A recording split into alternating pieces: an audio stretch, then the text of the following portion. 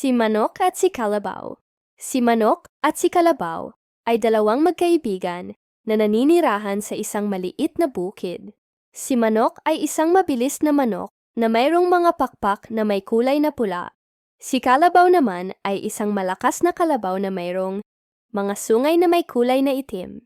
Isang araw, nagkaroon ng isang paghabulan sa bukid. Si Manok at si Kalabaw ay nagpasya na sumali sa paghabulan. Siya'y tining Manok kay Kalabaw. Kalabaw, ikaw ay malakas, pero ako ay mabilis. Siguro ako ang mananalo sa paghabulan na ito. Sinabi naman ni Kalabaw kay Manok, Manok, ikaw ay mabilis, pero ako ay malakas. Siguro ako ang mananalo sa paghabulan na ito.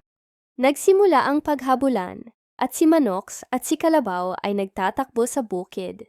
Si Manok ay mabilis na tumatakbo, pero si Kalabaw ay malakas na naglalakad.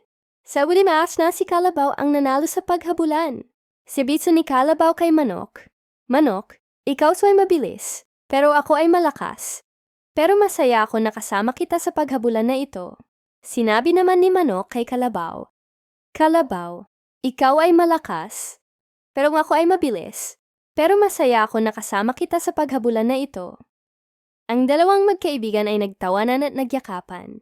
At mula noon, sila ay nagkasundo na maghabulan muli sa ibang araw. Ang kwentong ito ay nagpapakita ng kahalagahan ng pagkakaibigan at pagtutulungan. Hindi importante kung sino ang nanalo o natalo. Sanay na rais na gustuhan mo ang kwento. Huwag kalimutang mag-like at subscribe. Paalam muna!